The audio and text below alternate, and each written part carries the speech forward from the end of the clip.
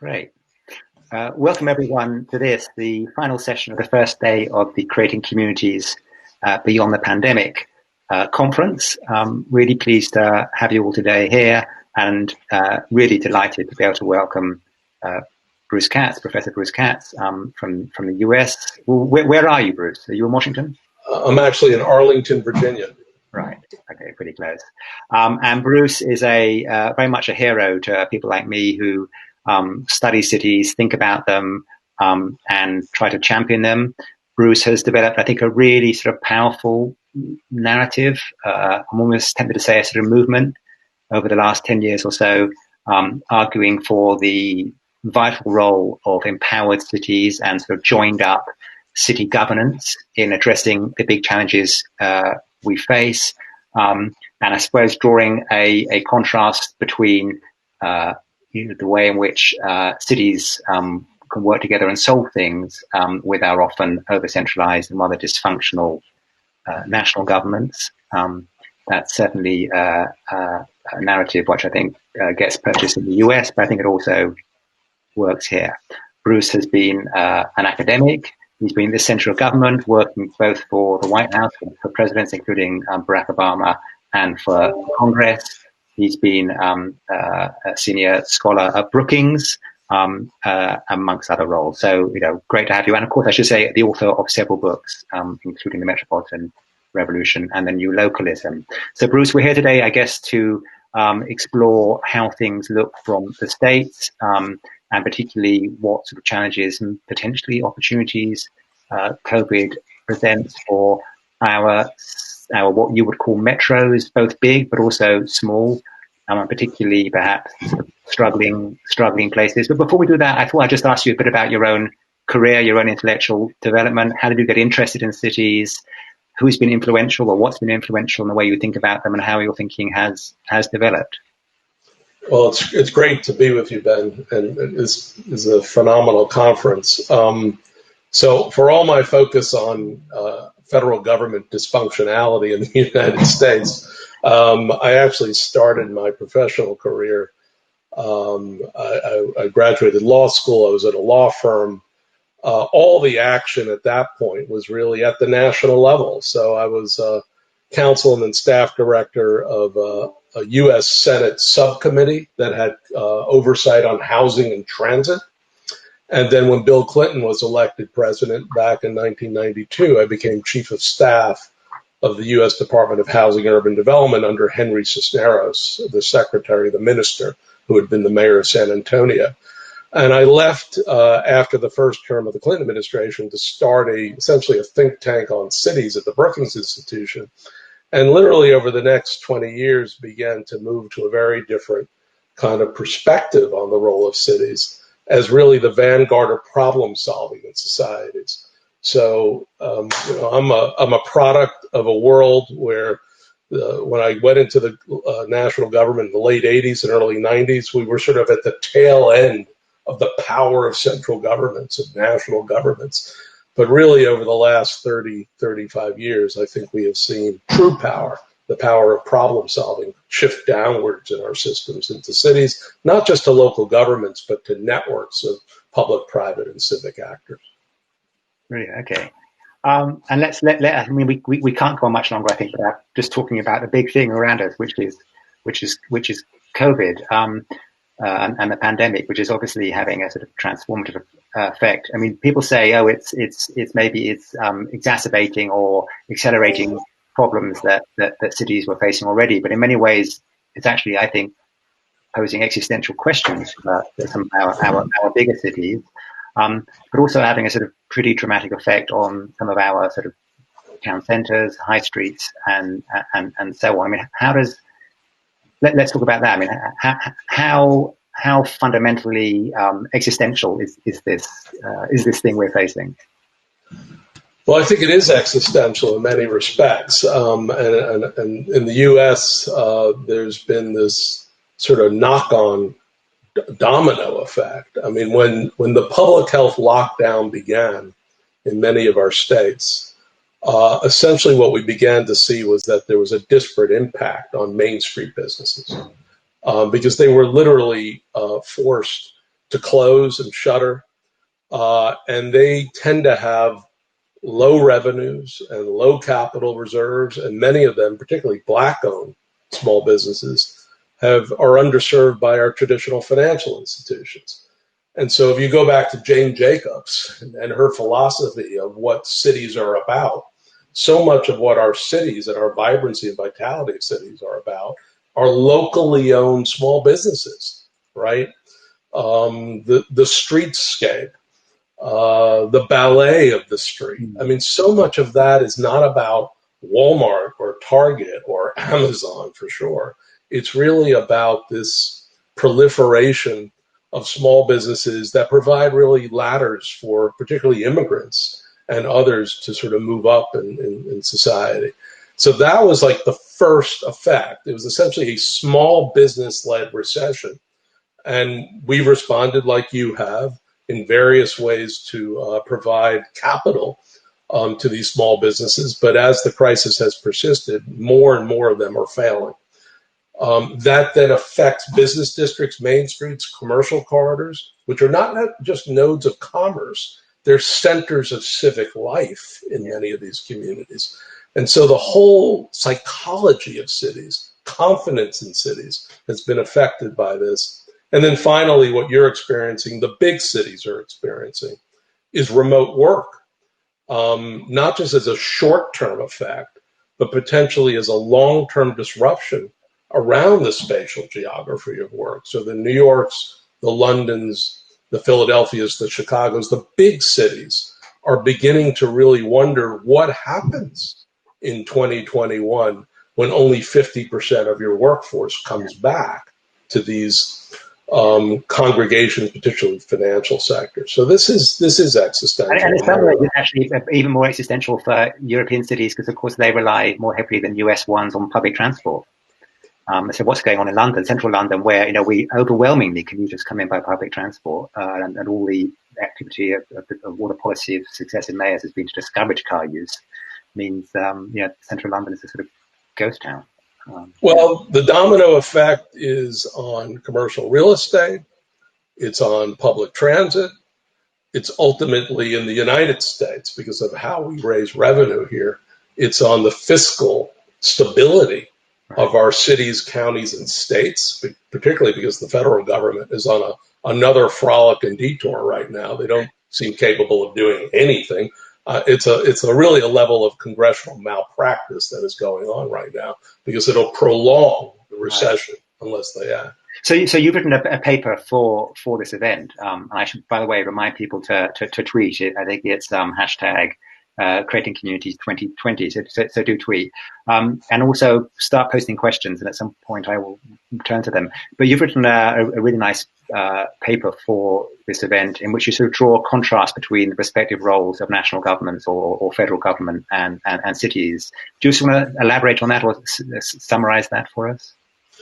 I think it's really quite interesting because I think this crisis has heightened the need for national response on so many levels, around unemployment, around financial support for small business, around helping states and localities deal with declining tax revenues, around initially marshaling all of our resources to respond to a public health crisis. But it's also, I think, elevated the role of the local.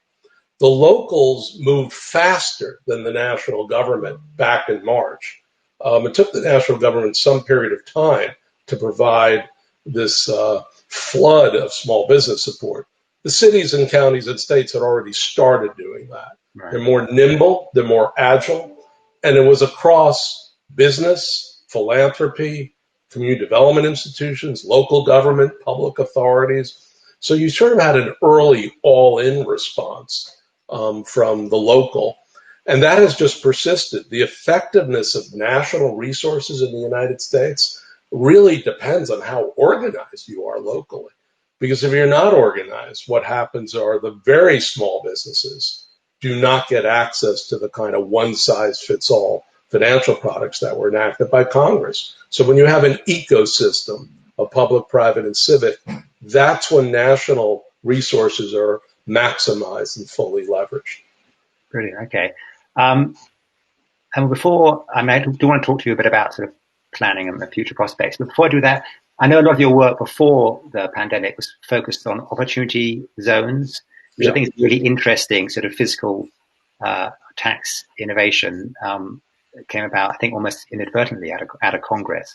We haven't tried anything like it now. In some ways, it's peculiarly American, even not even sure we could do it here. But you just want to tell the British audience something about that, because I think they'll be interested.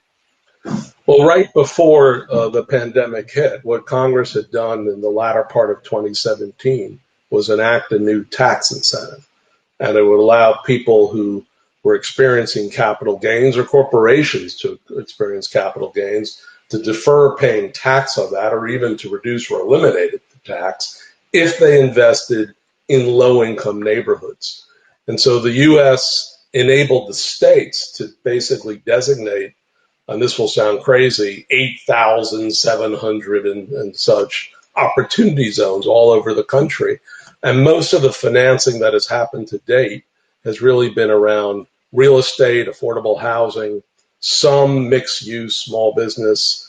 But it really was an effort to try to bring community development finance out of just the debt world, right? More loan products, and into equity investments, so that we get a broader mix of capital, broader mix of investors. It's an imperfect tool. It worked very well in some very small cities like Erie, Pennsylvania, where public, private, civic institutions came together to begin to regenerate their downtown. But it really shows that we have to be thinking differently about capital sources if we're going to, particularly in the aftermath of COVID crisis, regenerate whole communities and then these nodes of commerce around which they center. Right. So suddenly you've got a new source of capital, a new source of investment out there. But to the cities, I mean, supply is one thing, but demand is another. I mean, to the cities, are they up for it? Do they know what to do with it? I mean, what lessons have you learned about how between a city which gets this stuff and a city which doesn't? Well, it's so interesting because it gets back to this question of the interplay of the federal and local. You know, the federal government at the end of the day is essentially an ATM machine in the United States. It doesn't really do that much. It works through public entities, private entities, civic entities. So it requires local harnessing of national resources. And so what happened in the aftermath of the Opportunity Zone passing, a bunch of cities, South Bend, Louisville, Oklahoma City, Erie, Stockton, began to put together investment prospectuses because they understood that private capital would overlook them unless they were able to show, we have real deals here. We have real projects, transactions for you to invest in. So we began to see cities across these multiple sectors organizing their market and declaring their market. And that is even more important now. So these investment prospectuses we initially put together for a tax advantage capital are now going to be used for recovery playbooks. It's the same thesis. Right. What's your market? What's your value proposition?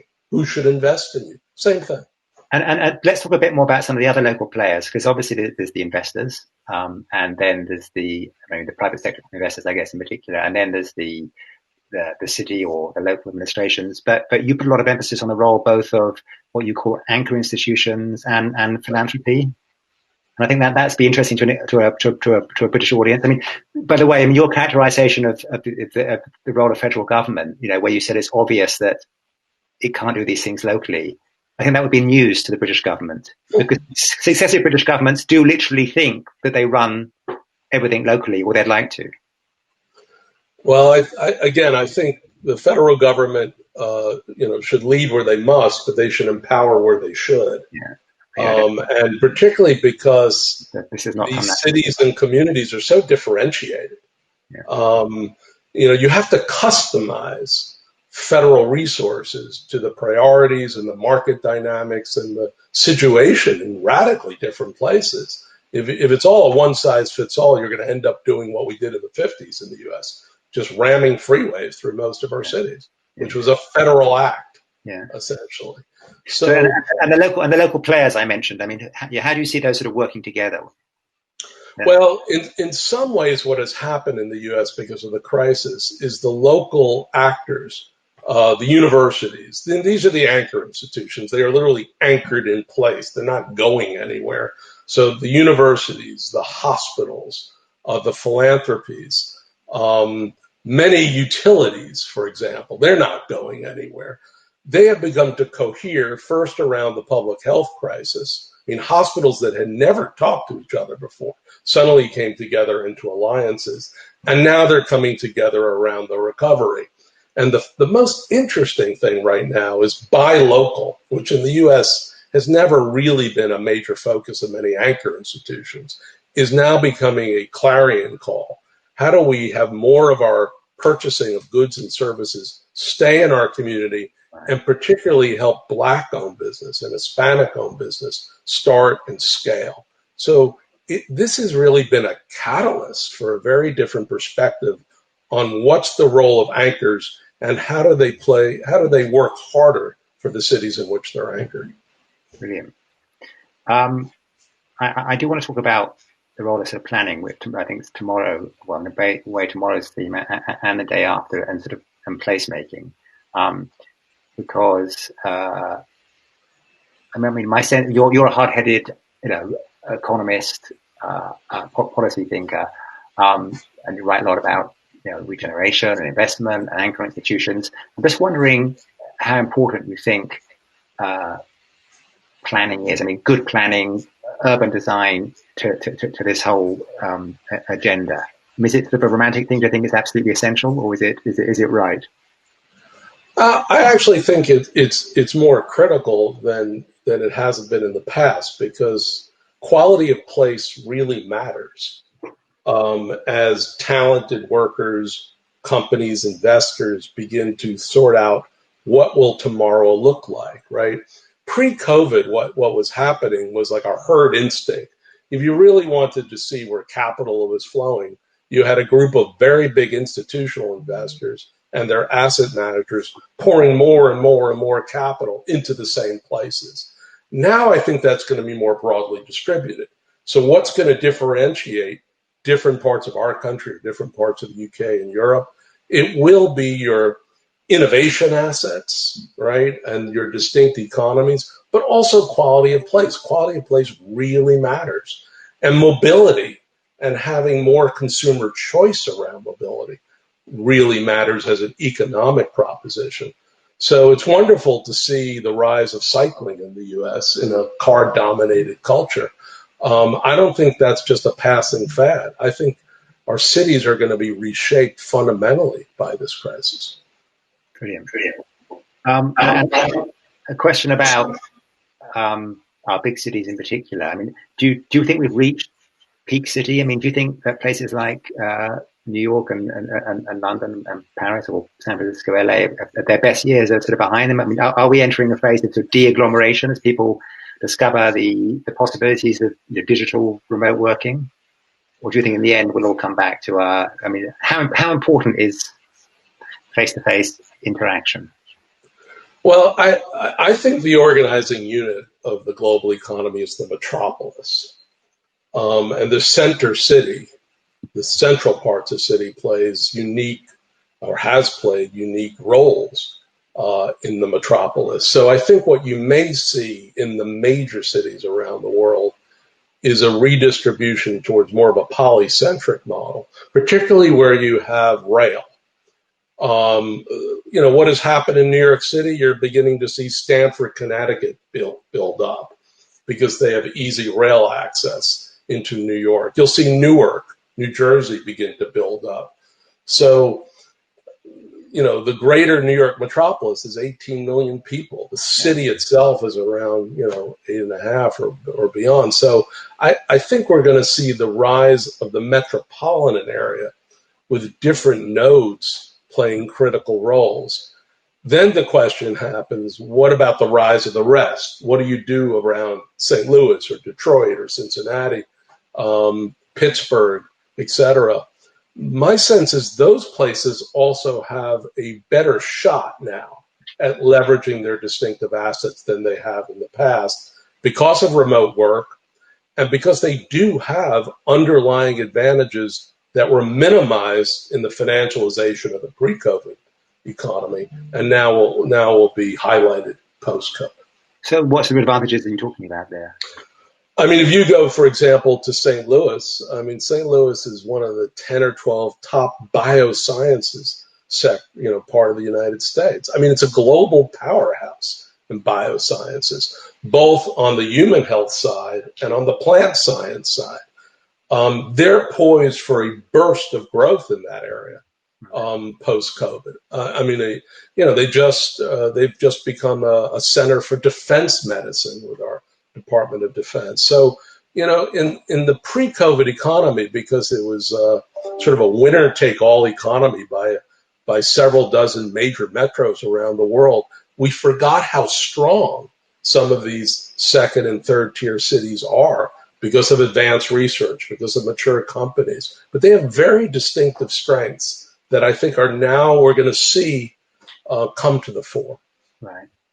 And then, I mean, so I guess there's those big metropolitan cities you talked about, or metro areas.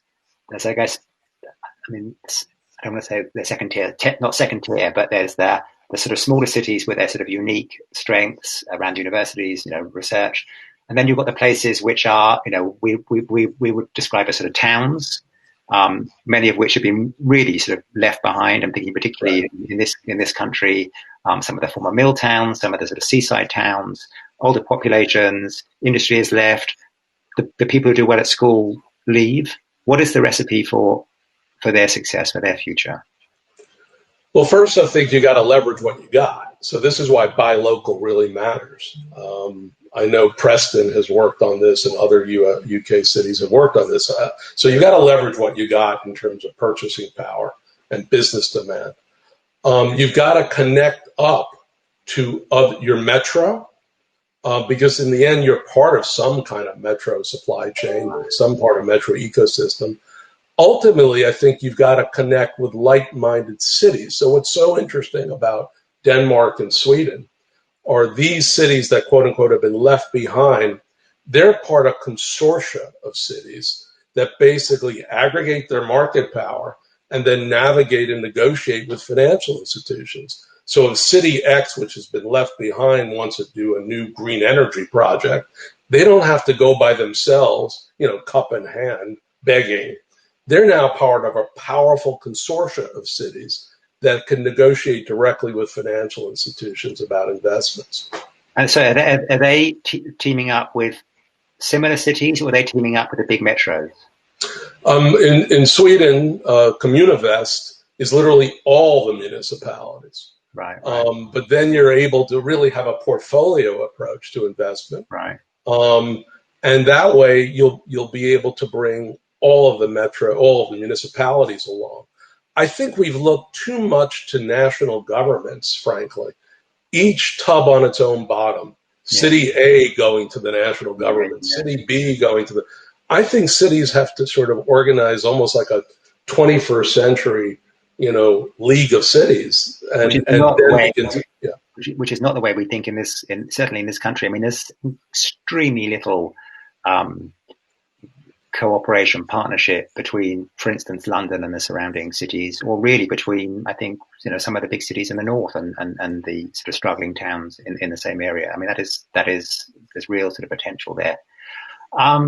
We don't have that much time, but I suppose one of the things we've been thinking about at Centre for London is, if these cities are going to survive this and continue to attract people, they're going to sort of really have to up their game, right, and become less. Because right now, even London, sort of world superstar city, it's a terribly routine place for most people. You come in on a commute, you bring your lunch with you, or you spend £3 at Tesco's or £5 at Pred. You're doing well. You get on the train and you head home, and that's sort of it. Once people have worked out that they can work from home, which many people can in London, they've got to have a reason to come in, right? And it's either got to be because of the sort of stimulation and the creativity that you get in the workspace, or because of something that the sort of city offers in terms of the food or the culture or the public realm. I mean, is that right? I think there is going to be such a yearning for community in the aftermath of this crisis. I mean, when we all come out of our basements bleary-eyed, I think we are going to respect even more this central unifying role that cities and other parts of our countries, it's not just cities, play in our lives, because they expose us to new experiences, they expose us to the commons. And I think you're right. I think, well, London, just look at what has happened to the Thames over, democratizing sort of access along the Thames. I mean, it's just, so important. But that's only a 20-year phenomenon. Right, right. So we've got to keep that path of quality placemaking and quality city building going, actually put it on steroids. I think in the U.S., the High Line, which to some extent was not as inclusive as it needed to be, but the U.S. will have dozens of High Line projects all over the country because they're a way to unite many of our cities, which because of Black Lives Matter are intensely divided right now. So these placemaking projects can ultimately be inclusive in their outcome. That's really interesting. One of the organizers of this conference, Create Streets, which is a great think tank dedicated really to creating more livable cities centered around streets, and they have argued strongly that we need in this country to move to a sort of a more both, I guess, continental and a US style planning system centered around or focused on sort of zoning. Because the way we do planning in this country is it happens downstream. It's very reactive. We have a sort of loose planning framework, but every single application has the Federal Planning Committee. There's no by right approval. And the argument is, this adds huge cost onto the planning system. There's lots of unpredictability, and actually you don't get sort of creative public involvement in planning and placemaking. It's all reactive. I'm just wondering whether that rings true, and whether there are examples in the US of cities that you think, or localities that are really leading the way when it comes to good close placemaking and exemplary sort of zoning. Yeah, I think there are many examples of this in the U.S. that have gone back decades, but I think the central structural issue is, where is power? Where does power lie?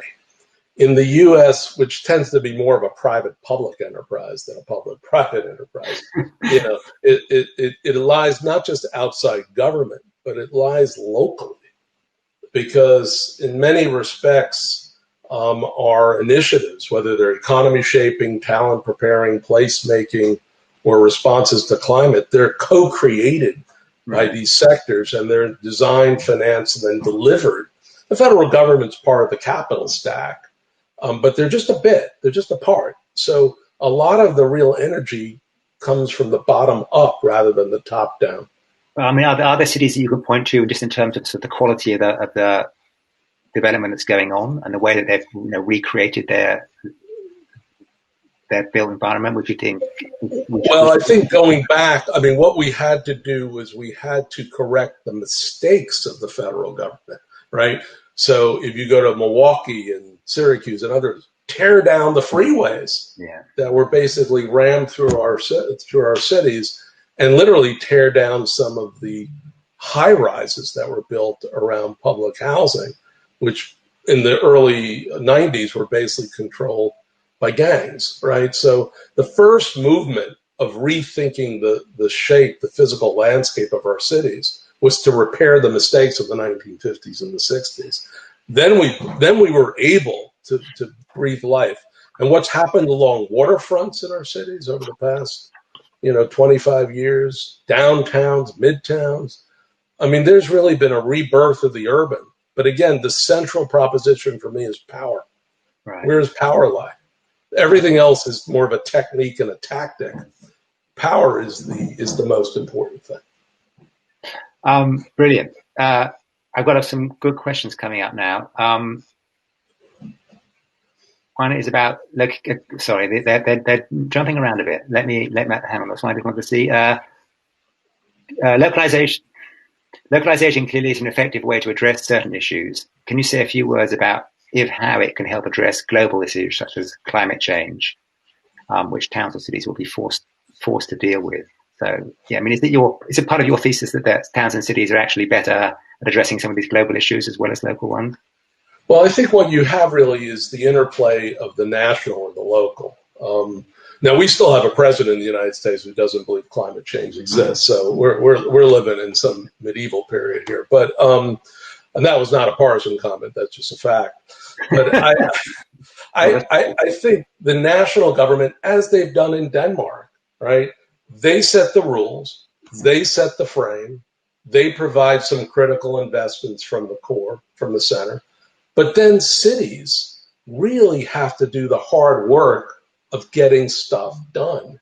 And it's in the process of getting stuff done that innovation occurs that can be codified, captured, and then replicated across cities, and then ultimately infect investors, institutional investors, private capital. So the national government sets the frame, cities are the delivery mechanism, and it's the process of delivery, frankly, in which innovation occurs. Right. Another question here, citing our hero, Jane Jacobs. The pandemic has shown that cities lack diversity of primary uses, with living outsourced to commuter towns. Does the pandemic give us an opportunity to rebalance this by reducing office space and repurposing it for dwellings? And would that be a good thing? So, yeah. Absolutely. I think the only resolution to the disruption of the spatial geography of work will be more mixed uses, more residential possibilities. I mean, these whole sterile, spatially isolated financial districts that were built up in the 80s and 90s and then migrated all over the world. Go to any major metropolis in Brazil or in Africa, they'll have their own financial districts. That model, I think, doesn't align with the post-COVID reality, and frankly, didn't really make a hell of a lot of sense from a commuting pattern or from a climate perspective. So I think we're going to move to something much more. Not just offices, it's also shops. I mean, I was in Glasgow this weekend, actually. I mean, it's a fantastic city, but there are actually too many shops which are closed or low value, and our planning machine doesn't really allow those to be converted to other uses. But they could make perfectly good homes if with the right sort of zoning and the right policies in place. Well, we may be throwing the playbook out. Right. I mean, this is what's interesting. There are some principles which have to persist through these crises, but then we have to sort of rev up the machine of innovation and experimentation. We're thinking in many of our business districts of just pop-ups, that will begin to bring vibrancy and vitality back, not in a 7-year, business cycle, but now. And we're creating alliances between public, private, and civic institutions, strike forces. We've got to match demand and supply, and locally owned businesses with procurement demand coming from the anchor institutions. We got to get the flywheel moving faster here in the aftermath of the crisis. I know you'll be supporting Biden as somebody who's worked both for Clinton and Obama. But I mean, how are you optimistic about him with regards to your own localist and urbanist agenda? Should he win? I think with the national government, we're in the middle of a crisis, which will be a deep, deep recession because of so many mistakes made by the current administration. So I think it is absolutely essential for the national government to act at scale. At the end of the day, however, they will only be successful if local networks, come together, cohere to set their distinctive visions and use these federal resources, harness them to further local priorities and visions. So national governments are not going to rebuild our country. They're going to provide a platform of resources. But at the end of the day, the hard work is going to be done locally. But I know you were backing Mayor Pete, and you were excited about the fact there were a number of city leaders who are running for president.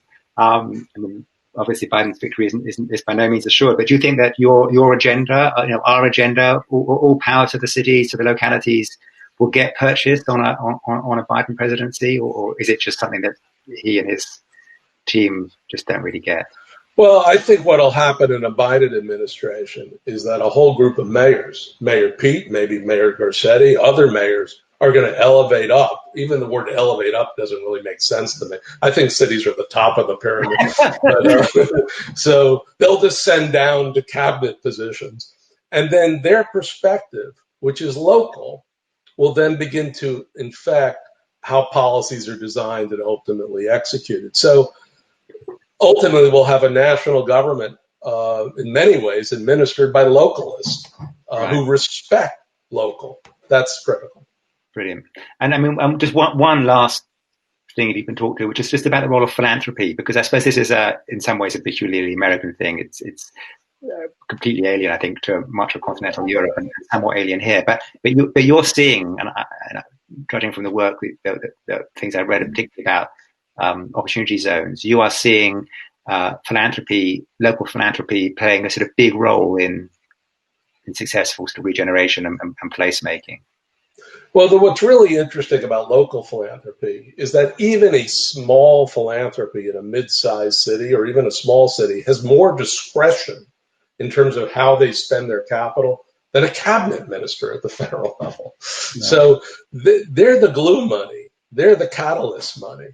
They can actually start stuff happening fast. By the time, the national government can act on a lot of things, it just, you have got to work through congressional committees. It's a 20th, national governments are sort of a 20th century way of operating. Cities and networks and ecosystems are a 21st century way of operating, and philanthropies are really at the heart of them. Brilliant.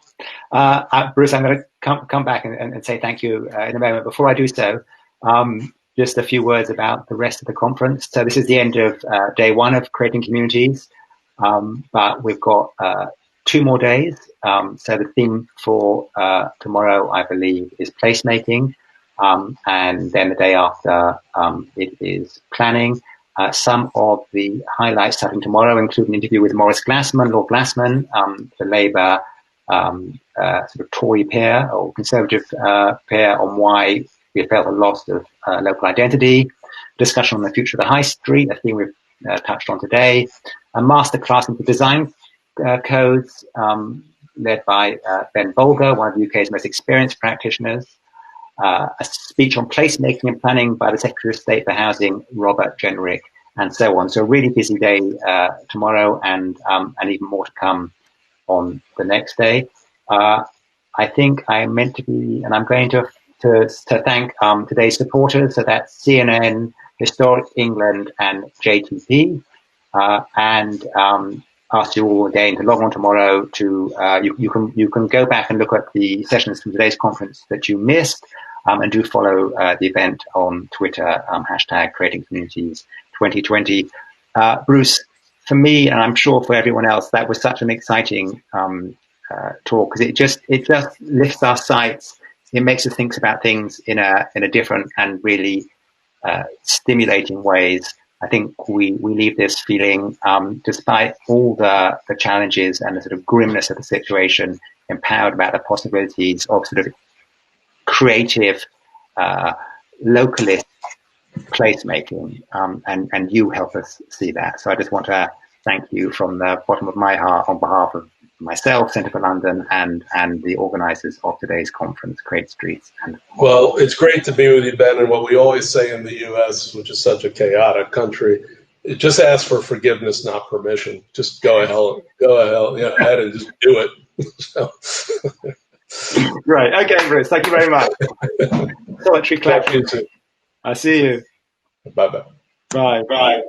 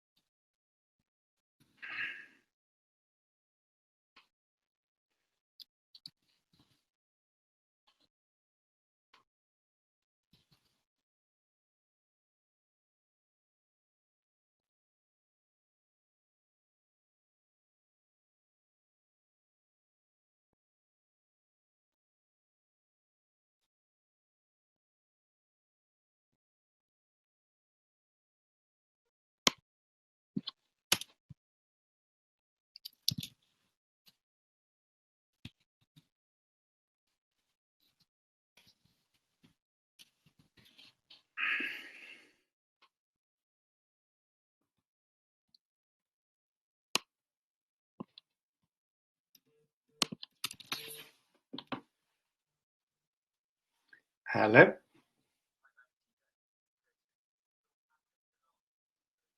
Oh, sorry. Oops. Okay. Maybe is it? Is that?